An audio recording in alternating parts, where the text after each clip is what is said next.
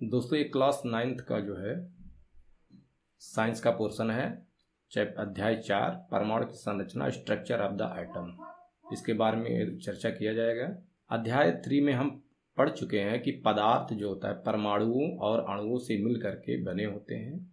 विभिन्न प्रकार के पदार्थों का अस्तित्व उन परमाणुओं के कारण होता है।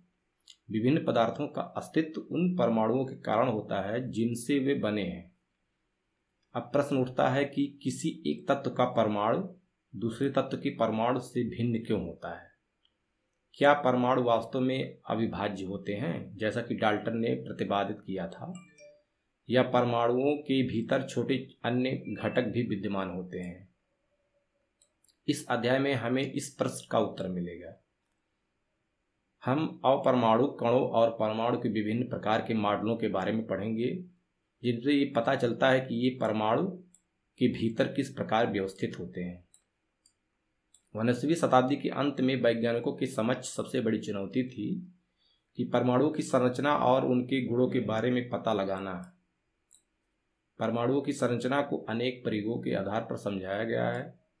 परमाणुओं के अविभाज्य न होने के संकेत में से एक संकेत स्थिर विद्युत तथा विभिन्न पदार्थों द्वारा विद्युत चालन की परिस्थितियों के अध्ययन से मिला है। पदार्थों के आवेशित कण। पदार्थों में आवेशित कणों की प्रकृति को जानने के लिए आइए हम क्रियाकलाप करते हैं। इस सूखे बालों पर कंघी कीजिए।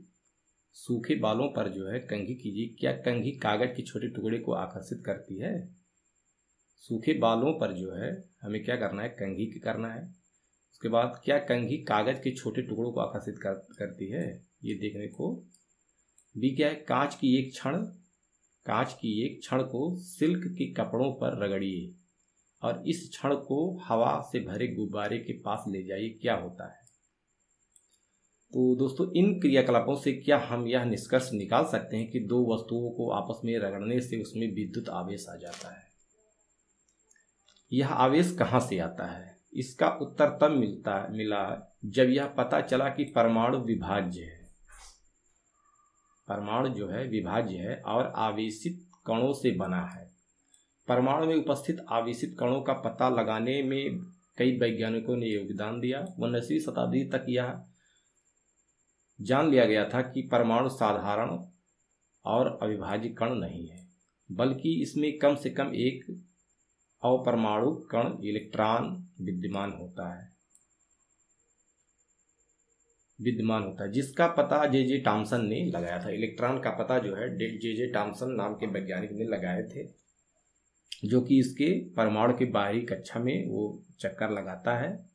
इलेक्ट्रॉन के संबंध में जानकारी प्राप्त होने के पहले गोल्डस्टीन ने 1886 में एक नए विकिरण की खोज की, जिसे उन्होंने कैनाल रे का नाम दिया। कैनाल किरणें, ये किरणें धनावेशित विकिरण थी, जिसके द्वारा अंततः दूसरे अपरमाणु कणों की खोज हुई। इन कणों का आवेश इलेक्ट्रॉन के आवेश के बराबर किंतु विपरीत था। इनका द्रव्यमान इलेक्ट्रॉनों की अपेक्षा लगभग 2000 गुना अधिक होती है। इनका द्रव्यमान जो होता है इलेक्ट्रॉनों की अपेक्षा लगभग 2000 गुना अधिक होता है। इनको प्रोटॉन नाम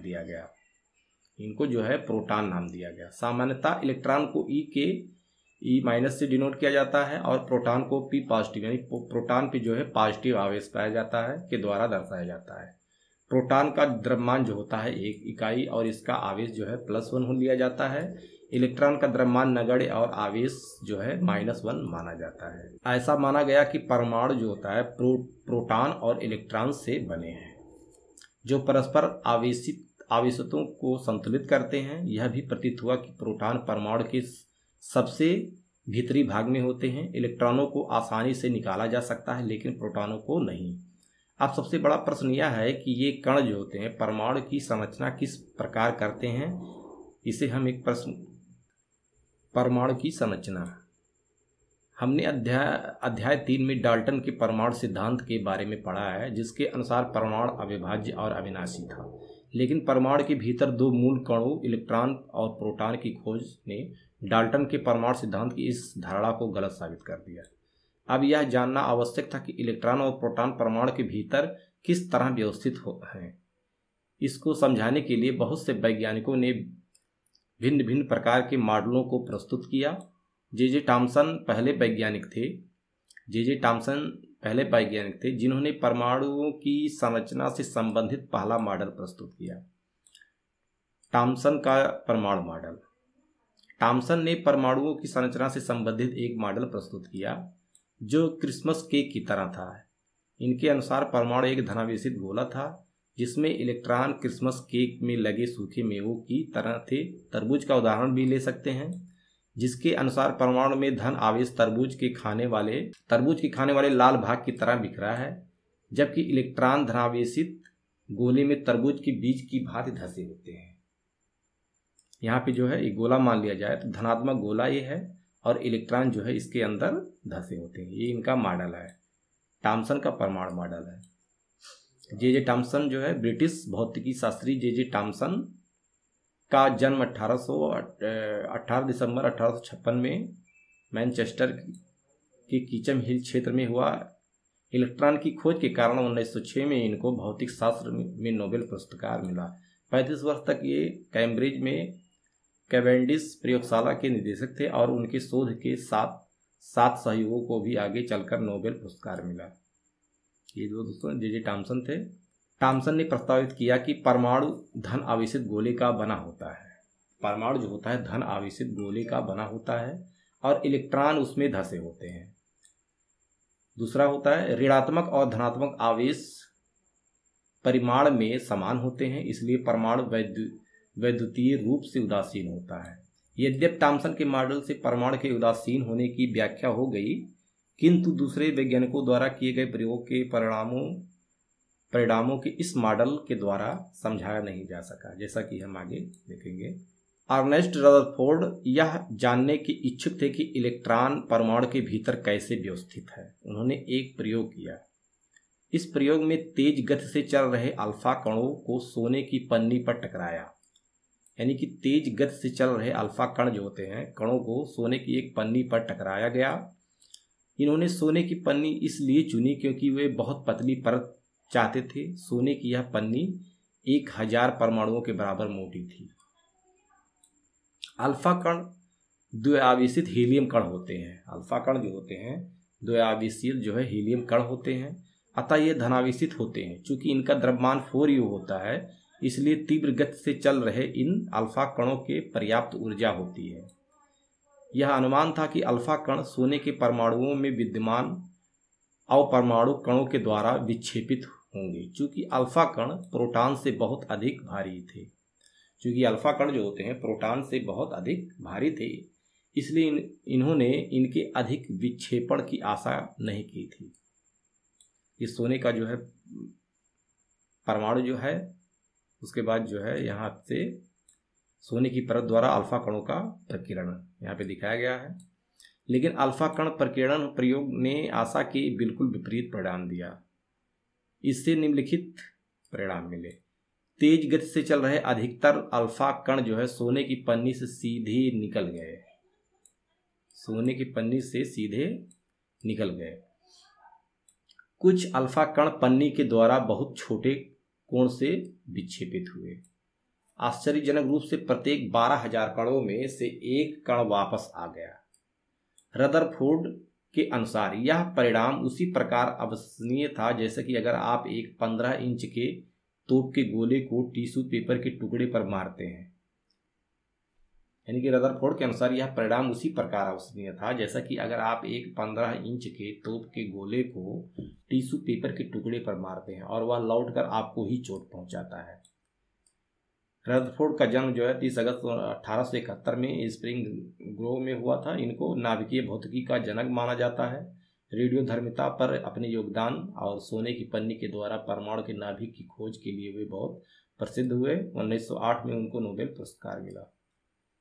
इस प्रयोग के निष्कर्ष को समझने के लिए खुले मैदान में एक क्रियाकलाप करते हैं। मान लें कि एक बच्चा अपनी आंखों को बंद किए हुए एक दीवार के सामने खड़ा है।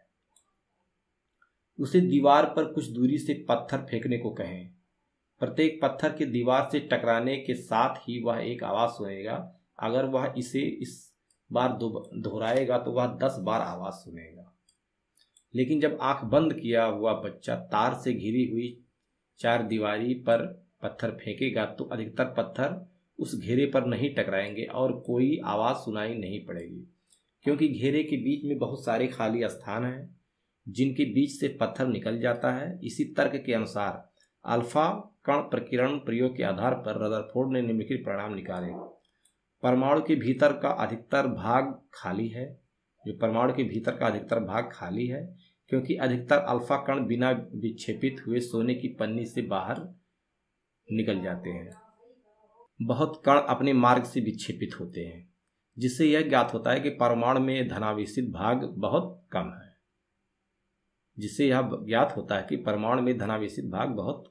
है। बहुत कम अल्फा कण 180 पर विक्षेपित हुए, जिससे यह संकेत मिलता है कि सोने के परमाणु का पूर्ण धनावेशित भाग और द्रव्यमान परमाणु के भीतर बहुत कम आयतन में सीमित है। प्राप्त आंकड़ों के आधार पर उन्होंने यह निष्कर्ष निकाला कि नाभिक की त्रिज्या परमाणु की त्रिज्या से, जो नाभिक की त्रिज्या होती है वो परमाणु की त्रिज्या से 10⁵ गुना छोटी होती है। अपने प्रयोगों के आधार पर रदरफोर्ड ने परमाणु का नाभिकीय मॉडल प्रस्तुत किया, जिसके निम्नलिखित लक्षण थे।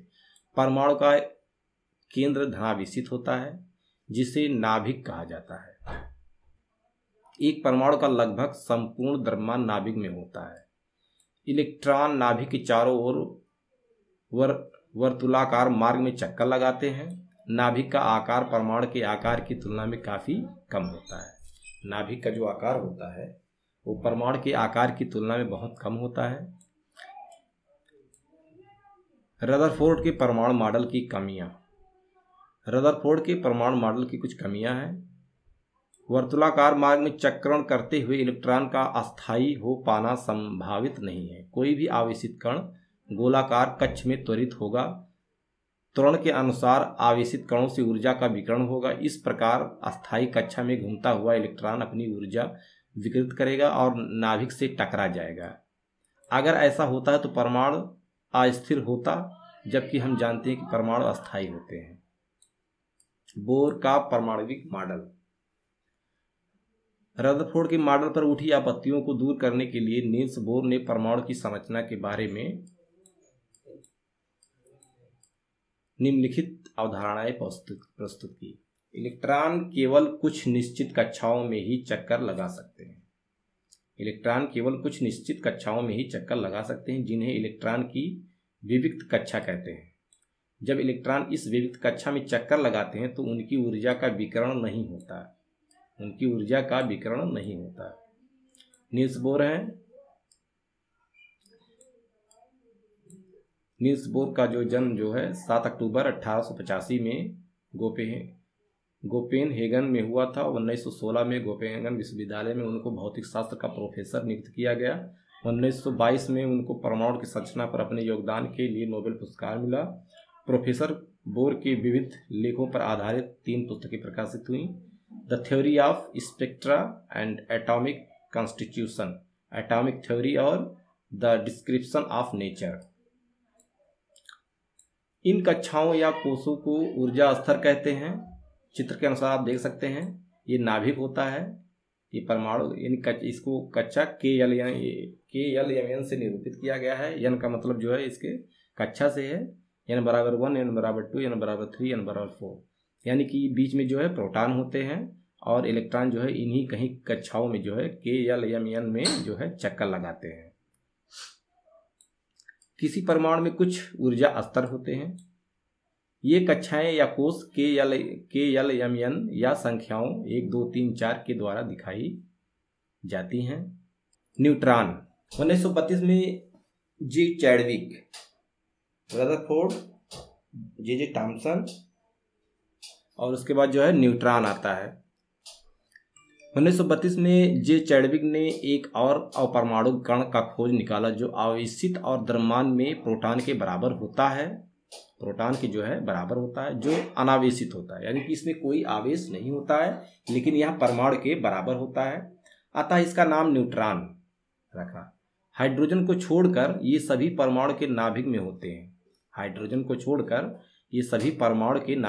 हैं। सामान्यतः न्यूट्रॉन को n से दर्शाया जाता है परमाणु जो होता है, परमाणु का द्रव्यमान नाभिक में उपस्थित प्रोटॉन और न्यूट्रॉन के द्रव्यमान के योग के द्वारा प्रकट किया जाता है।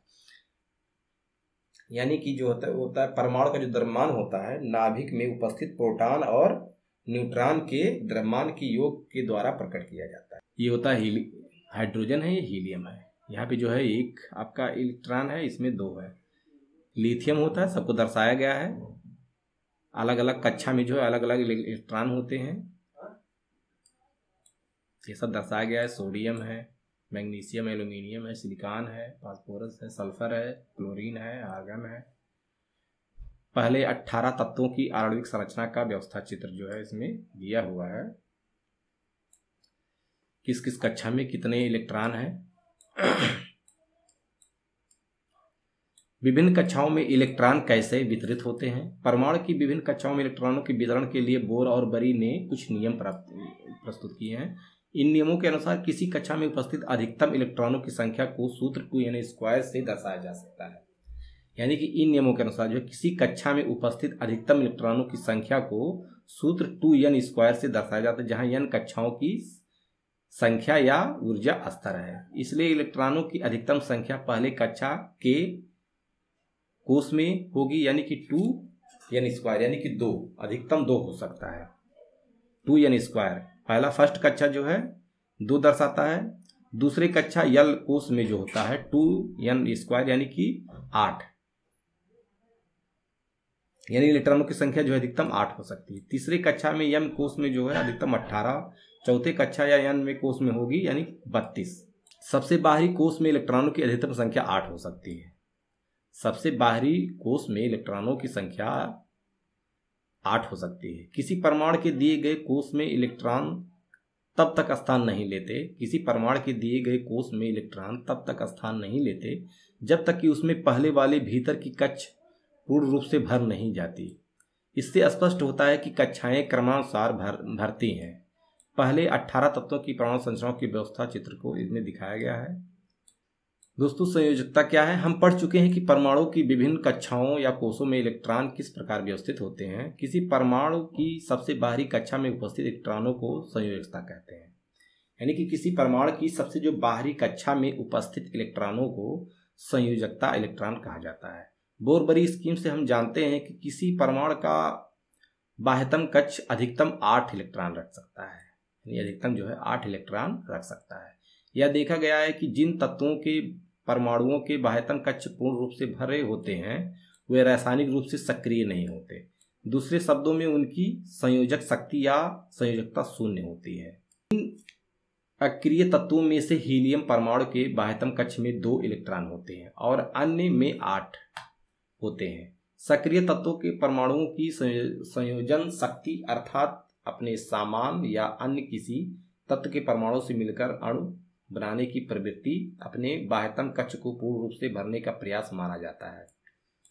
8 इलेक्ट्रॉन वाले सबसे बाहरी बाह्यतम कक्ष को अष्टक माना जाता है। परमाणु अपने अंतिम कक्षा में अष्टक प्राप्त करने के लिए क्रिया करते हैं। यह आपस में इलेक्ट्रॉनों की साझेदारी करने, उनको ग्रहण करने या उनका त्याग करने से होता है। परमाणु के बाह्यतम कक्षा में इलेक्ट्रॉनों की अष्टक बनाने के लिए जितनी संख्या में इलेक्ट्रॉनों की साझेदारी या स्थानांतरण होता है वही उस तत्व की संयोजकता शक्ति अर्थात संयोजकता होती है, जिसकी चर्चा पिछले अध्याय में की गई। उदाहरण के लिए हाइड्रोजन, लिथियम या सोडियम, प्रत्येक के परमाणुओं के बाह्यतम कक्षा में एक एक इलेक्ट्रॉन होता है। अतः यह इलेक्ट्रॉन का त्याग कर सकते हैं, इसलिए उनकी संयोजकता 1 कही जाती है। क्या आप बता सकते हैं कि मैग्नीशियम और एल्यूमिनियम की संयोजकता क्या है? यह क्रमशः 2 और 3 है, क्योंकि मैग्नीशियम के बाह्यतम कक्ष में जो है 2 तथा एल्यूमिनियम के 3 इलेक्ट्रॉन होते हैं। यदि किसी परमाणु के बाह्यतम कक्ष में इलेक्ट्रॉनों की संख्या उसकी क्षमता के अनुसार लगभग पूरी है तो संयोजकता एक अन्य प्रकार से प्राप्त की जा सकती है। उदाहरण के लिए फ्लोरीन परमाणु के बाह्यतम कक्ष में 7 इलेक्ट्रॉन होते हैं और इसकी संयोजकता जो है 7 हो सकती है, किंतु बाह्यतम कक्ष में अष्टक बनाने के लिए फ्लोरीन के लिए 7 इलेक्ट्रॉनों का त्याग करने की अपेक्षा 1 इलेक्ट्रॉन प्राप्त करना अधिक आसान है।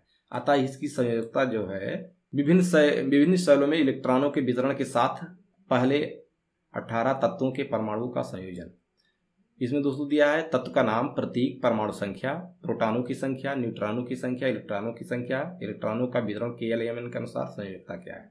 हाइड्रोजन जो होता है, परमाणु जो होता है, इसमें परमाणु की संख्या 1 होता है, प्रोटॉन की संख्या 1 होता है, न्यूट्रॉन होता ही नहीं है इसमें, इलेक्ट्रॉन 1 होते हैं, और जो है KLM को जो होता है 1, क्योंकि 1 इलेक्ट्रॉन होता है तो K में भरेगा, संयोजकता 1 होगा।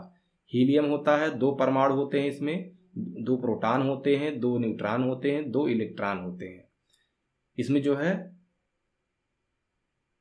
K में 2 भरेगा, यानी कि 2n² के अनुसार जो है ये चलेगा, और इसकी संयोजकता जो है 0 होगी। लिथियम है 3 है, प्रोटॉन की संख्या 3 है, न्यूट्रॉनों की संख्या जो है 4 है, और इलेक्ट्रॉनों की संख्या जो है 3 है, और इसमें जो है K में जो है 2 जाएगा और L में जो है 1 जाएगा, इसलिए इसकी संयोजकता 1 है। बेरिलियम जो है इसमें K में 2 जाएगा और L में 2 जाएगा, इसकी संयोजकता 2 है। बोरान है, बोरान इसमें 5 परमाणु होते हैं, प्रोटॉनों की संख्या 5 है, न्यूट्रॉनों की संख्या 6 है, और इलेक्ट्रॉनों की संख्या 5 है, तो 2 3, K में 2 जाएंगे और L में 3 जाएंगे, इसकी संयोजकता इसकी 3 हो जाएगी। तो क्रमानुसार दोस्तों इसकी जो है इस प्रकार से जो है 18 जो है तत्व जो दिए हैं, इसकी संयोजकता, परमाणु की संख्या सब दिया हुआ है।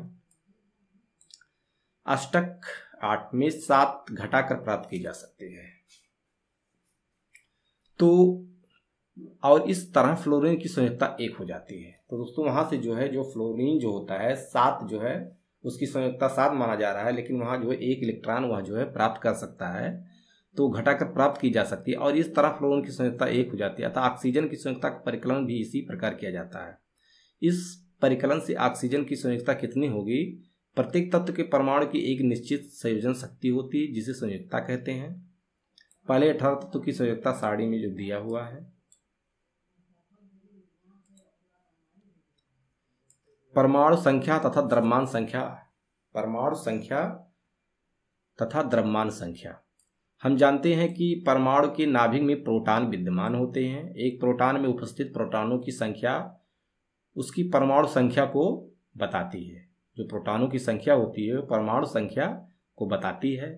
इसे Z के द्वारा दर्शाया जाता है। किसी तत्व के सभी अणुओं की परमाणु संख्या Z समान होती है। वास्तव में तत्वों को उनके परमाणु में विद्यमान प्रोटॉनों की संख्या से परिभाषित किया जाता है। हाइड्रोजन के लिए Z बराबर 1 होता है, क्योंकि हाइड्रोजन परमाणु के नाभिक में केवल 1 प्रोटॉन होता है। इसी प्रकार जो है कार्बन के लिए जो है Z 6 होता है। इस प्रकार एक परमाणु के नाभिक में उपस्थित प्रोटॉनों की कुछ संख्या को जो है परमाणु संख्या कहते हैं। द्रव्यमान संख्या, ये परमाणु संख्या हो गया। उसके बाद जो द्रव्यमान संख्या होता है, एक परमाणु के और परमाणु कणों के अध्ययन के बाद हम इस निष्कर्ष पर पहुंचते हैं कि व्यवहारिक रूप से परमाणु का द्रव्यमान उसमें विद्यमान प्रोटॉन और न्यूट्रॉनों के द्रव्यमान के बराबर होता है। ये परमाणु के नाभिक में विद्यमान होते हैं, इसलिए इन्हें न्यूक्लियन भी कहते हैं। परमाणु का लगभग संपूर्ण द्रव्यमान उसके नाभिक में होता है। उदाहरण के लिए कार्बन का द्रव्यमान जो होता है 12 ही होता है, क्योंकि इसमें 6 प्रोटॉन होते हैं और 6 न्यूट्रॉन होते हैं, यानी कि ये परमाणु द्रव्यमान होता है। परमाणु संख्या और परमाणु द्रव्यमान।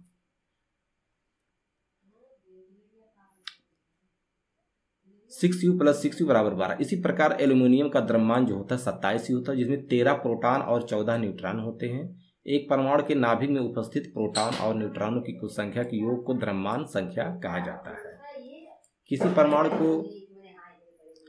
परमाणु को दर्शाने के लिए परमाणु संख्या, द्रव्यमान संख्या और तत्व का प्रतीक इस प्रकार से लिखा जाता है। जैसे द्रव्यमान संख्या तत्व का प्रतीक हो गया है और परमाणु संख्या।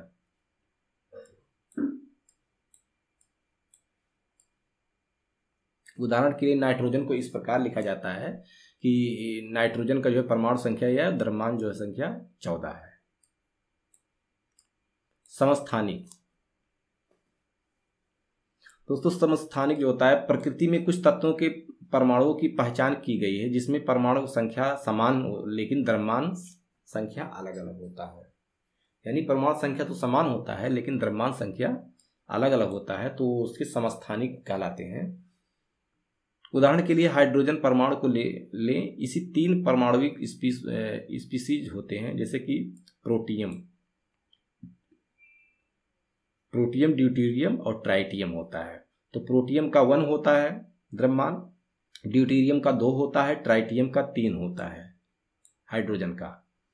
तो इसमें प्रोटियम, ड्यूटेरियम और ट्राइटियम जो होता है, इसमें जो है तीनों समस्थानिक हैं इसके, जहाँ पे जो परमाणु संख्या जो होता है तो समान होता है, लेकिन इनके जो परमाणु द्रव्यमान जो होता है ये अलग अलग है। इसका 1 है, इसका 2 है, इसका 3 है। प्रत्येक की परमाणु संख्या समान है, लेकिन द्रव्यमान संख्या क्रमशः 1, 2, 3 है। इस तरह के अन्य उदाहरण कार्बन, जैसे कार्बन 6, 12, और इसमें क्या होता है 14 होता है, ये भी इसके समस्थानिक होते हैं।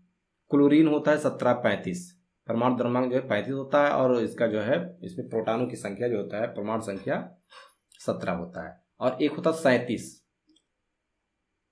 इन उदाहरणों के आधार पर समस्थानिकों को इस प्रकार परिभाषित किया जाता है कि एक ही तत्व के परमाणु जिनकी परमाणु संख्या समान लेकिन द्रव्यमान संख्या भिन्न भिन्न होती है। इस तरह हम कह सकते हैं कि हाइड्रोजन परमाणु के 3 समस्थानिक प्रोटियम, ड्यूटेरियम और ट्राइटियम होते हैं। बहुत से तत्वों के समस्थानिक का मिश्रण भी होता है। किसी तत्व का प्रत्येक समस्थानिक शुद्ध पदार्थ होता है। समस्थानिक के रासायनिक गुण समान लेकिन भौतिक गुण अलग अलग होते हैं। प्रकृति में क्लोरीन 2 समस्थानिक रूप में पाया जाता है, जिसका द्रव्यमान जो है 35 और 37 होता है, और 3, 1 जो होता है इसका अनुपात में होते हैं। अब यह प्रश्न उठता है कि द्रव्यमान को क्लोरीन परमाणु का द्रव्यमान मानना चाहिए, किस द्रव्यमान को क्लोरीन परमाणु का द्रव्यमान मानना चाहिए? आइए इसका पता लगाते हैं। किसी प्रकृति तत्व के एक परमाणु का द्रव्यमान जो होता है उस तत्व में विद्यमान सभी प्रकृति रूप से पाए जाने वाले परमाणुओं के औसत द्रव्यमान के बराबर होता है। अगर किसी एक तत्व का कोई समस्थानिक नहीं है तो परमाणु का द्रव्यमान उसमें उपस्थित प्रोटॉन और न्यूट्रॉनों के द्रव्यमान का योग होता है। लेकिन अगर एक तत्व समस्थानिक रूप में उपस्थित होता है तो हमें प्रत्येक समस्थानिक रूप का प्रतिशत जानना होगा और औसत द्रव्यमान की गणना करनी होगी। क्लोरीन का औसत परमाणु द्रव्यमान होता है, एक समस्थानिक इसका 35 होता है, 37 होता है। तो इसको जो है 35 और 37 को जो है मिला करके 35.5 जो है इसका औसत द्रव्यमान निकलता है। इसका मतलब यह नहीं है कि क्लोरीन के परमाणु का द्रव्यमान एक भिन्नात्मक संख्या 35.5 ही है। इसका तात्पर्य यह है कि अगर आप क्लोरीन की कुछ मात्रा लेते हैं तो उसमें क्लोरीन में समस्थानिक होंगे और औसत द्रव्यमान जो है 35.5 होगा। समस्थानिकों की अनुप्रयोग। कुछ समस्थानिकों के विशेष गुण होते हैं जिनका उपयोग हम भिन्न क्षेत्र में करते हैं। उनमें से कुछ इलेक्ट्रॉन और प्रोटॉन की खोज, उसमें से कुछ जो है निम्नलिखित है। यूरेनियम के एक समस्थानिक का उपयोग परमाणु भट्टी एटॉमिक रिएक्टर में ईंधन के रूप में होता है। यूरेनियम का जो एक समस्थानिक होता है। कैंसर के उपचार में कोबाल्ट की समस्थानिक का उपयोग होता है। घेघा रोग के इलाज में आयोडीन के समस्थानिक का उपयोग होता है। समभारिक और समस्थानिक। 2 तत्व के कैल्शियम परमाणु संख्या 20 और आर्गन परमाणु संख्या 18 के बारे में विचार कीजिए। 2 तत्व जैसे कैल्शियम है, परमाणु संख्या इसका 20 है और आर्गन परमाणु संख्या 18 के बारे में विचार कीजिए। परमाणुओं में इलेक्ट्रॉनों की संख्या भिन्न है। परमाणुओं में जो है इलेक्ट्रॉनों की संख्या भिन्न है। 2 तत्वों की द्रव्यमान संख्या 40 है, यानी तत्वों में इस जोड़े के अणुओं में कुल न्यूक्लियनों की संख्या समान है। अलग अलग परमाणु संख्या वाले तत्वों को जिनकी द्रव्यमान संख्या समान होती है समभारिक कहा जाता है। जिनकी जो द्रव्यमान संख्या समान होती है उसको क्या बोलता है? समभारिक बोला जाता है। अब दोस्तों इसमें आपने क्या सीखा? इलेक्ट्रॉन और प्रोटॉन की खोज जो है क्रमशः जे थॉम्सन और ई गोल्डस्टीन ने की थी। इलेक्ट्रॉन की खोज जे थॉम्सन ने की थी और प्रोटॉन की खोज गोल्डस्टीन ने की थी। जे थॉम्सन ने यह प्रस्तावित किया था कि इलेक्ट्रॉन धनात्मक गोले में धंसे होते हैं।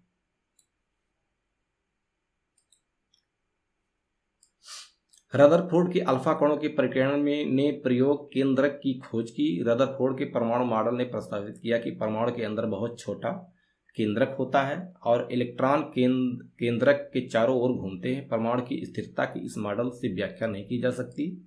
नील बोर द्वारा दिया गया परमाणु का मॉडल अधिक सफल था। उन्होंने प्रस्तावित किया कि इलेक्ट्रॉन केंद्र के चारों ओर निश्चित ऊर्जा के साथ अलग अलग कक्षाओं में वितरित हैं। अगर परमाणु की सबसे बाहरी कक्षाएं भर जाती हैं तो परमाणु स्थिर होगा और कम क्रियाशील होगा। जे चैडविक ने परमाणु के अंदर न्यूट्रॉन की उपस्थिति को खोजा। इस प्रकार परमाणु के 3 अपरमाणु होते कण हैं, इलेक्ट्रॉन, प्रोटॉन और न्यूट्रॉन। इलेक्ट्रॉन ऋणावेशित होते हैं, प्रोटॉन धनावेशित होते हैं और न्यूट्रॉन अनावेशित होते हैं। इलेक्ट्रॉन का द्रव्यमान हाइड्रोजन परमाणु के द्रव्यमान का जो होता है 1/2000 गुना होता है। इलेक्ट्रॉन का जो द्रव्यमान होता है वो परमाणु के द्रव्यमान से 1000 गुना 1/2000 गुना होता है। इसका मतलब बहुत नगण्य होता है। प्रोटॉन और न्यूट्रॉन के प्रत्येक का द्रव्यमान इकाई लिया जाता है। परमाणु के कक्षाओं को के एलिमेंट द्वारा नाम दिया गया। संयोजकता परमाणु की संयोजकता शक्ति है। एक तत्व की परमाणु संख्या केंद्रक में विद्यमान प्रोटॉनों की संख्या के बराबर होती है। परमाणु की संख्या केंद्रक में विद्यमान न्यूक्लियनों की संख्या के बराबर होती है। समस्थानिक एक ही तत्व के परमाणु हैं जिनकी द्रव्यमान संख्या भिन्न भिन्न होती है। संभारिक वे परमाणु हैं जिनकी द्रव्यमान संख्या समान लेकिन परमाणु संख्या भिन्न भिन्न होती है। तत्वों को उनके प्रोटॉनों की संख्या के आधार पर परिभाषित किया जा सकता है।